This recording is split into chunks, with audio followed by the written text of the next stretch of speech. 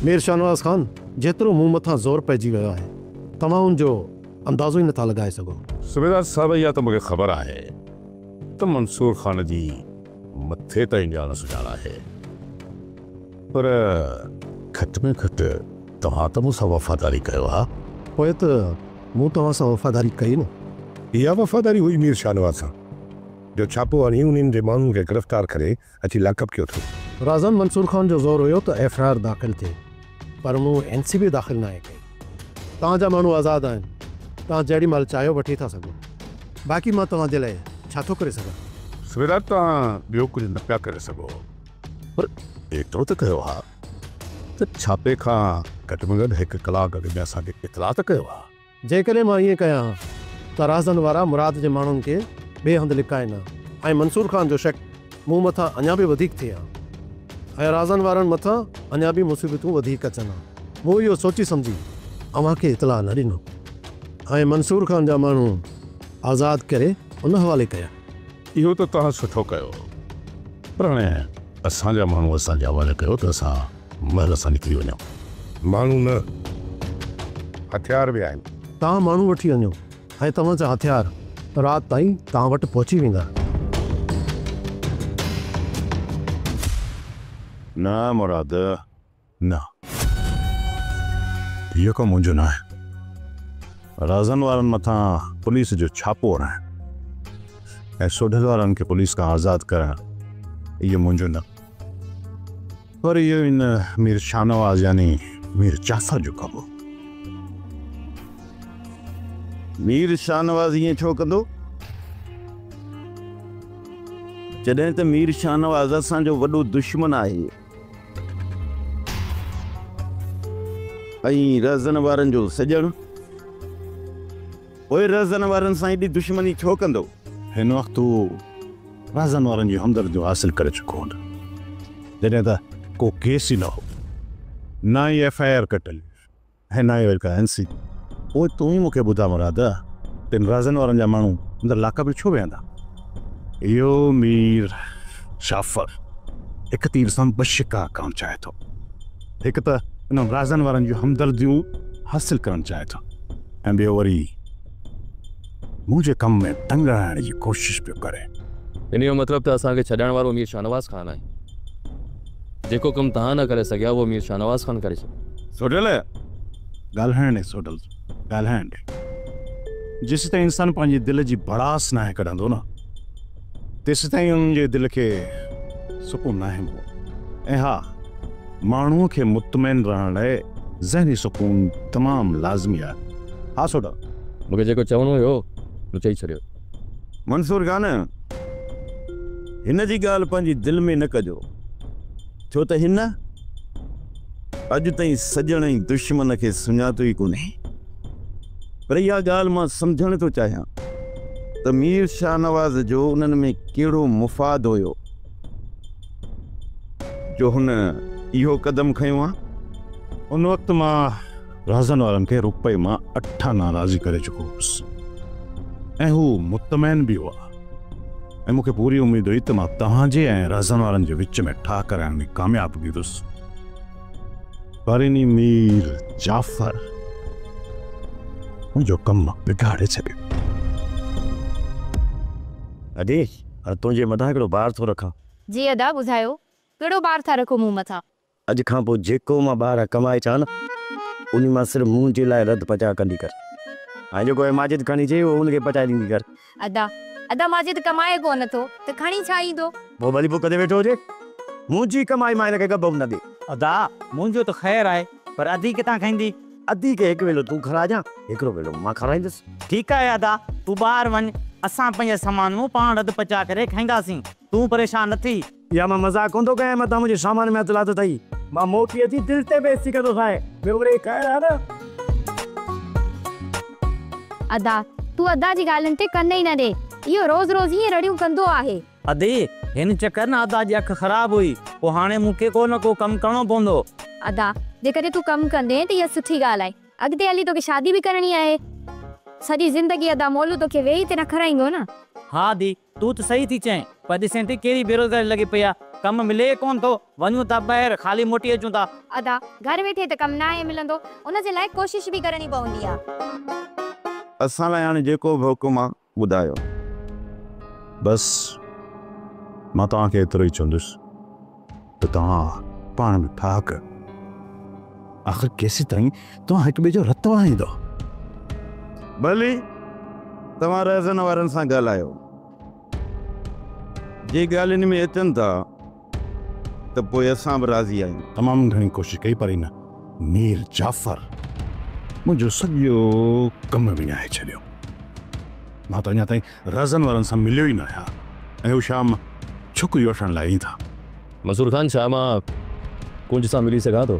न सोडल न, हिन वक़्तु जेकॾहिं तूं कुंज सां मिलंदे ऐं इहा ख़बर उन रहज़न वारनि ताईं पहुती न त पोइ त हू पंहिंजो होश विञाए विया। पोइ छोकिरी जी तव्हांखे पारत आहे, उन्हनि खां ज़िम्मा खणाए पोइ उन्हनि जे हवाले कजे। हिन ॻाल्हि खे त मां सम्झां थो, पर तव्हां रहज़न वारनि खे चङी तरह सुञाणींदा आहियो। मूंखे इहो ॿुधाए त छा उन्हनि में इंसानियत आहे? तव्हांखे जीअं बि मुनासिब लॻे मंसूर खान, तव्हां भली उएं कयो। उन बारे में असां तव्हांखे कुझु बि न चवंदासीं। उहो असां सां ठा कनि था या नथा कनि, तव्हां उनखे छॾे ॾियो। तव्हांजा जेके रहज़न वारनि सां मसइला आहिनि, तव्हां पहिरियां उहे हल कयो। ॻाल्हि ॿुध मुंहिंजी मुराद, ना ई मां रहज़न वारनि जो कमदार आहियां, ना ई वरी मां उन्हनि खां डिॼां थो, पर उन्हनि बि इन ई धरतीअ में जनमु वरितो आहे।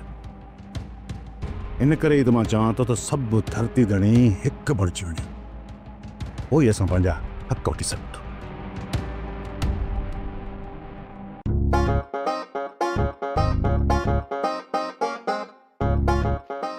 इन बागा भी हेरे रेस जी तरफ तकड़ो छो थो वञी? कंदार सोचूं त रेस सां मिली अचां ऐं हाल वाल बि वठी अचांसि। और साजन जी ते लथल रेस का हाल पुछंदो छो पादरन कयो अथई? मुंहिंजो इहो मक़सदु न आहे रेस खां सिर्फ़ु इहो पुछी अचां त हाणे जासूसी कहिड़ी करणी आहे। जिन तोखे मूं ॿुधायो न त रहज़न वारनि जी मथां जासूसी करणी आहे, उन्हनि वटि केरु अचे थो केरु वञे थो, उन्हनि सां कहिड़ा हाल वाल था कनि। उहा मां जासूसी त करे चुको आहियां, हाणे ॿुधा त छा करिणो आहे। हर चकर तोखे इहा ई जासूसी करणी आहे। हाणे वॾो सियानो न थी, रेस खां सॼी पक करे पोइ हिन कम में हथु विझंदुसि। पादर खाने शौक़ ते भली वञे। केरु पादर हणंदो? रेस सी ठोकी थी पादर ॿियो केरु हणंदी? जेकॾहिं इहा ॻाल्हि आहे न त मां तोखे जासूसी तां हटाए कंहिं ॿिए खे रखंदुसि। ॿियो तुमरे ख़ैर आहे न?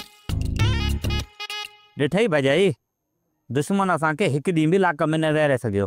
उहा त ख़बर आहे त तव्हांजे सिर मथां के ॾाढे जो हथु आहे, तॾहिं त हिकु ॾींहुं में ॿाहिरि अची वियो। उहो ॾाढो ॿियो केरु न भॼाई, सिर्फ़ु शानवाज़ खान ई आहे। तव्हां त घर अची विया आहियो, राज़न खे किथे छॾे आया आहियो? अदा मीर शानवाज़ खान सां गॾु हुयो ऐं असांखे सौट ककर सां रवानो करे पाण रईस शानवाज़ खान सां निकिरी वियो। छा तव्हां पंहिंजी सॼी ज़िंदगी हिन दुश्मन में गुज़ारणु चाहियो था? असां त चाहियूं था हीअ ज़िंदगी सुकून सां गुज़रे, पर माण्हू बि छॾनि न। तव्हां न, पर माण्हू ज़िंदगी सुकून सां गुज़ारणु चाहिनि था, पर तव्हां उन्हनि खे नथा छॾियो। हर वक़्तु इन्हनि ग़रीबनि खे चूंगू ॾींदा अथो था। भॼाई हाणे इन जो जेको मतिलबु वणे तूं कढ, पर मूंखे चांहि पीआर। लाक में मिलावट वारे खीर जी चांहि पीअण सां सुकून ई न मिलियो, जेको सुकून घर वारी चांहि में मिलंदो आहे। भॼाई जल्दी कर, 4 कोप हाणे चांहि जा तयारु कर, मां ई पींदुसि, थोट ऐं अधे वारनि ॾे उतार ते खणी ईंदुसि। मूंखे ख़बर आहे त मुंहिंजी वापसी खां पहिरियां तव्हां मुंहिंजे सोटनि मुंहिंजे भाउ खां वचन ई वाइदा वठंदव, पर मां उन्हनि खे चङी तरह सुञाणां थी त हू कंहिं बि भरवसे जे क़ाबिल न आहिनि। इन ई करे मां चाहियां थी तूं कंहिं बि ॻाल्हि खे पंहिंजे दिलि में न रख, जेको कुझु चवणु चाहीं थी बेखौफ़ थी चए। अम्मा साइण, जे मूं घर छॾियो त मंसूर जे करे छॾियो,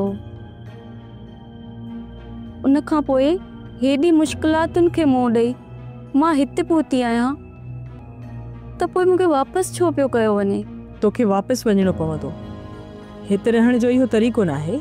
ॿियो को बि तरीक़ो मुंहिंजा सोट ऐं मुंहिंजो भाउ न सम्झंदा। मां तोसां वाइदो थी कयां त हितां तोखे महफ़ूज़ हथनि में ॾेई ख़ैरनि सां तोखे रवानो कंदासीं, ऐं उन खां पोइ मां पाण तुंहिंजे घर अची तुंहिंजे माउ पीउ ऐं तुंहिंजे भाउ खां तुंहिंजे रिश्ते जी घुर कंदसि।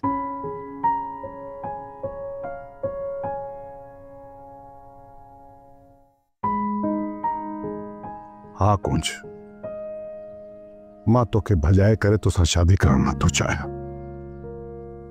इनमें ना ही मुंहिंजी इज्जत आहे ऐं ना ही तुंहिंजे घर वारनि जी इज्जत आहे, ऐं ना ही तोखे कोई सॼी ज़िंदगी इज्जत जी निगाह सां ॾिसंदो। हर हिकु माण्हू पियो तोखे ताना ऐं मेणा ॾींदो त ही हिकु भाॼो कर छोकिरी आहे। मां तोखे हिन घर में सॼी ज़िंदगी रहण थो चाहियां,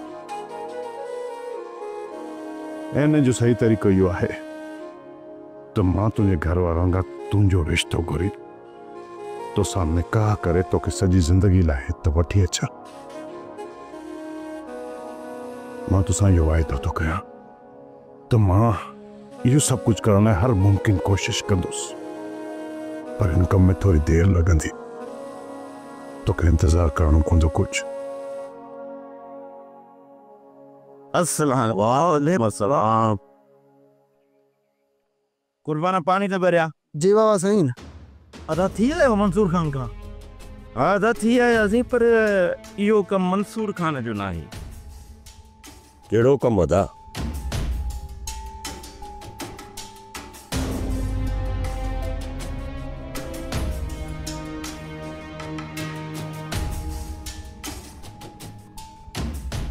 असांजे मथां जेको पुलिस जो छापो लॻो हो न, उन छापे हणाइण में इन शाहनवाज़ खान जा हथ आहिनि। अदा हथ कंहिंजा बि हुजनि, पर सोढल जो त भलो थी वियो न। पर इहा ॻाल्हि वरी सौट खे नथी वणे। सोढल ॻाल्हि वणण या न वणण जी न हूंदी आहे,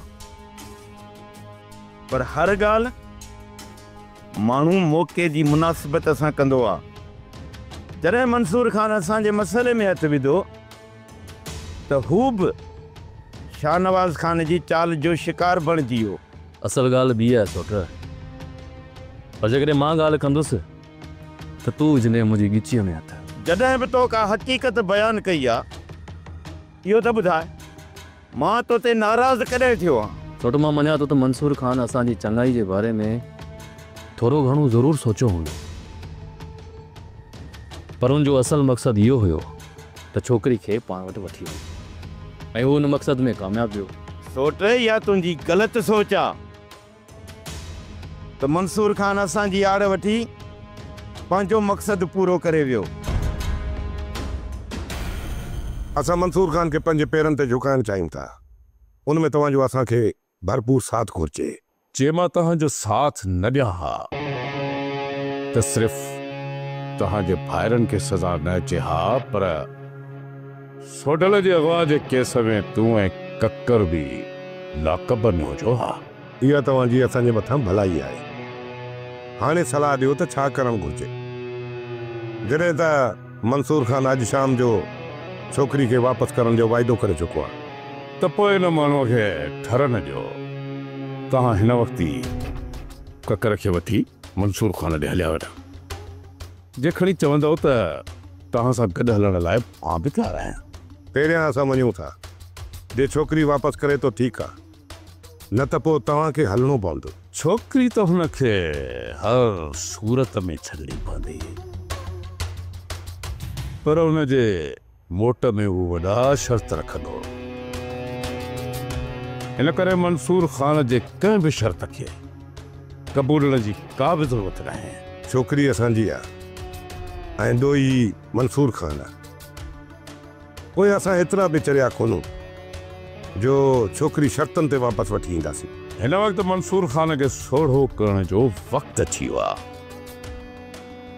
एतिरो त सोढ़ो कयो जो बिना शर्तनि जे छोकिरी तव्हांजे हवाले करे। हाणे तव्हां फ़िलहाल छोकिरीअ जो गिलो कयो। छोकिरी ख़ैरनि सां तव्हां वटि पहुची वञे, पोइ मां तव्हांखे ॿुधाईंदुसि त मंसूर खान जो कहिड़ो गिलो करणो आहे, ऐं उन में तूं असां ॿई गॾु हूंदासीं।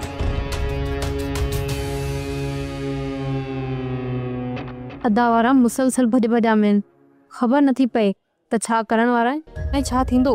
तूं अजायो वहम न कर, अहिड़ी काई बि ॻाल्हि न थींदी।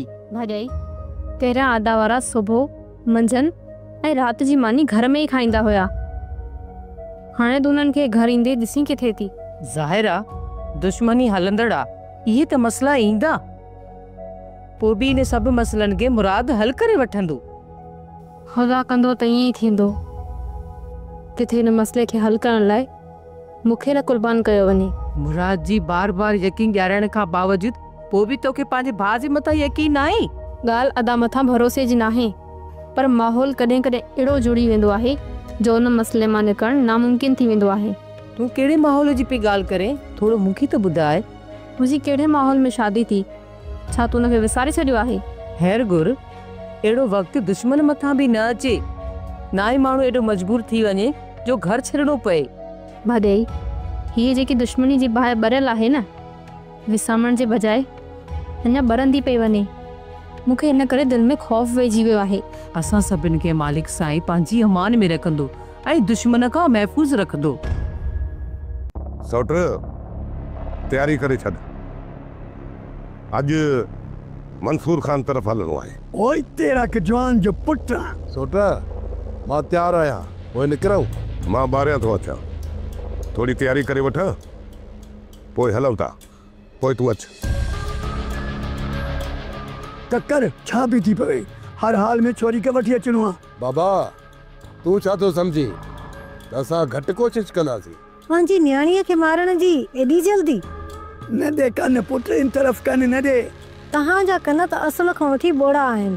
जेकॾहिं तव्हांजा कन खुलियल हुजनि हा न त तव्हांखे न्याणियुनि जूं आहूं ऐं दाहूं ॿुधण में अचनि हा। अम्मा अञा कुंज वापसि ई न आई, तूं अॻु में ई सुॾकणु शुरू कयो आहे। पहिरियों दुआ करे त कुंज खैरनि सां घर अची वञे। खोड़ सारियूं दुआऊं कयां जेकॾहिं तव्हां न्याणीअ खे वठण लाइ वञो हा, पर तव्हां त न्याणीअ खे मारण लाइ था वञो। त पोइ हिकु माउ पंहिंजी न्याणीअ लाइ दुआऊं कीअं घुरंदी त तव्हां हुनखे वठी अची मारियो? ॻाल्हि त ॿुध, बाक़ी उहो दुश्मन जे तारे ठहे थी। हूअ उते ठहे थी जिथे न्याणीअ जी जान खे ख़तरो न आहे। मालिक साईं कंदो त तव्हां उतां मायूस थी मोटंदव। हाणे जेको तव्हांजो हुकुम हुजे न मंठार, असां मञण लाइ तयारु आहियूं। फ़िलहाल तव्हां पासीरा थी वञो, छो त मुराद वारनि जी नज़र में अची विया तव्हां। जेकॾहिं असां पासीरा थी वियासीं त पोइ मुराद जो बिलो केरु कंदो? मूं पंहिंजे सौट हाशिम खे ऐं मुंहिंजे दोस्त खे घुरायो आहे। मंठारे छा इहो कमु तव्हां पंहिंजी मर्ज़ी सां कयो था? हिते मुंहिंजी का बि मर्ज़ी न हलंदी आहे। रहिस हुकुम कयो आहे, हुन चयो आहे कुझु ॾींहं लाइ तव्हां पासीरा थी वञो ऐं ॿियनि खे घुराए वठंदासीं। चइबो त रेस असां मां आसरो पले वियो, सिर्फ़ु हिकु कमु न करे सघिया आहियूं, उन खां पहिरियां ॿिया रेस जा कम कया आहिनि। तव्हांजी ज़रूरत पवंदी तव्हांखे ज़रूरु घुराइबो। तव्हां इहो ई सोचे रहिया आहियो न त तव्हांजी औताक मथां पुलिस जो छापो हणण वारो मां आहियां, पर इहा ॻाल्हि हक़ीक़त खां तमामु परे आहे। असां हिते तव्हांजो इहो फ़लसफ़ो ॿुधण कोन आया आहियूं मंसूर खान। राज़न सफ़ाई ॿ माण्हू पेश कंदा आहिनि, हिकिड़ा उहे जेका अॻियां दुर खां कमज़ोर हुजनि, ऐं मां न ई तव्हां खां कमज़ोर आहियां न ई हिनो आहे जो सफ़ाई पेश करे मां तव्हां मां जान छॾायां, ऐं ॿिया उहे सफ़ाई पेश कंदा आहिनि जिन जी दिलि में अॻियां लाइ इज़त हुजे, छो जो हू सफ़ाई पेश करे उन्हनि जी दिलि में पंहिंजी इज़त विञाइण न आहिनि चाहिनि था। पर हिन वक़्तु तव्हांजे मथां जुनून सवार आहे ऐं तव्हां कंहिं बि हक़ीक़त खे तस्लीम ई कोन था कयो। असां हर हक़ीक़त तस्लीम करण वारा आहियूं मंसूर खान, पर जंहिं शख़्स जो बुनियादु कूड़ जे ढेर ते बीठल हुजे उनजो कहिड़ियूं सफ़ाइयूं? ॻाल्हियुनि लाइ घणो कुझु आहे, पर असां हिते ॻाल्हियूं करण कोन आया, असां पंहिंजी छोकिरी वठणु आया आहियूं। राज़न छोकिरी तव्हांजी अमानत आहे ऐं उहा मां तव्हांजी हवाले कंदुसि। इहो न सोचियो त मां छोकिरी खे को कोर्ट में पेश कंदुसि या उनजी बाक़ी ज़िंदगी सॼी हिते ई रहाईंदुसि। सभ खां पहिरियां त असांजी भेण हिते वठी अचो, पोइ जेकॾहिं तव्हां असांखे पा पलांद ॾियण जो चाहियो था त ॻाल्हियुनि जी तारीख़ रखो, असां हलिया ईंदासीं। तव्हां ऐं राज़न वारनि जे विच में वॾी छिकचिका हलंदड़ आहे। उन्हनि कमीननि असांखे ज़लील करे मारियो आहे, हिकु ॾींहुं बि सुकून जो घर में रहण नथा ॾियनि। तव्हां सां पूरो ॻोठ ॿधल आहे, जेकॾहिं मुराद हिकु हकल कंदो न सभु जा सभु तव्हां सां गॾिजी वेंदा। उहो त आहे, पर अदा उन्हनि ग़रीबनि खे मुसीबत में विझणु नथो चाहे।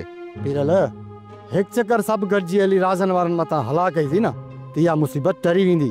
जॾहिं ॻोठ वारनि खे असां सां उन्हनि गॾु ॾिठो त पोइ जेको बि ॻोठ वारो उन्हनि खे अकेलो मिलंदो त उन्हनि खे लेटाए विझंदा। जा सभु गरक थी वेंदा।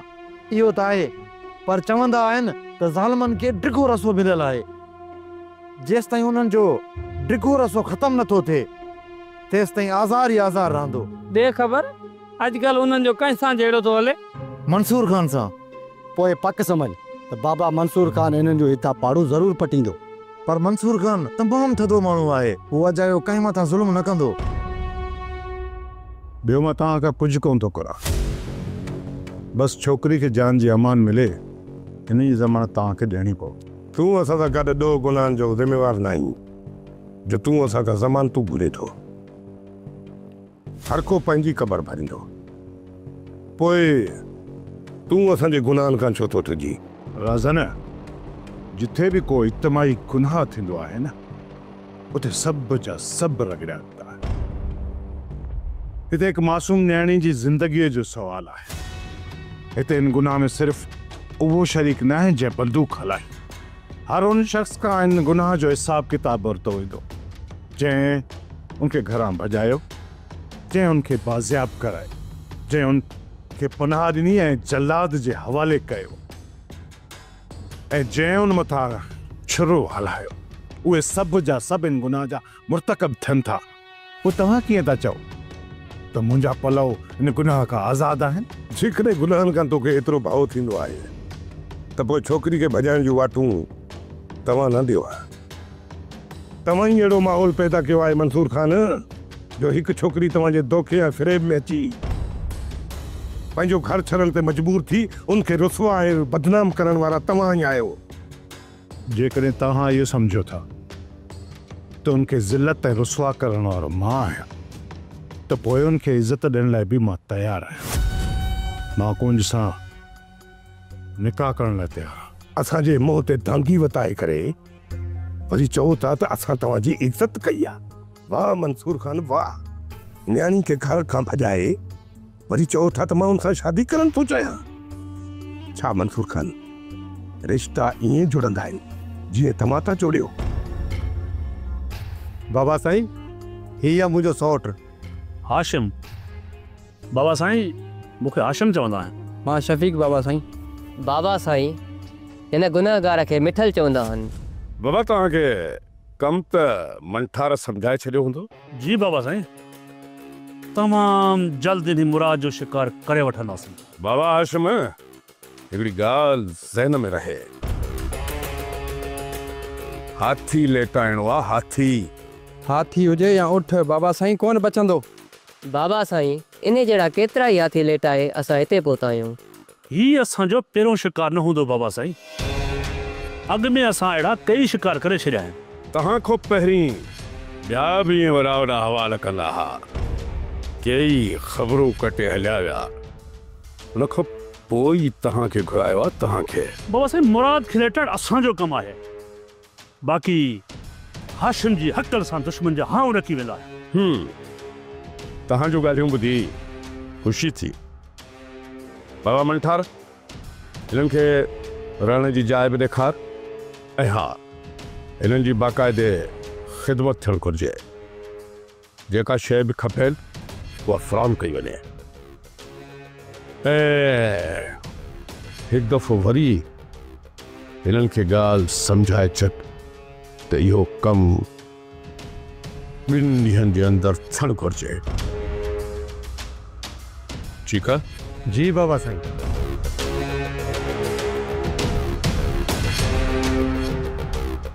तव्हां ॿुधो बाबा साईं छा चयो? हू नाकाम बणिजी आहिनि, पर असां कोन थींदासीं। असां पंहिंजे टारगेट खां कॾहिं पोइ हिते न वठंदा। तोखे मुराद मोल घुरिजे न, अञा को ॿियो कमु?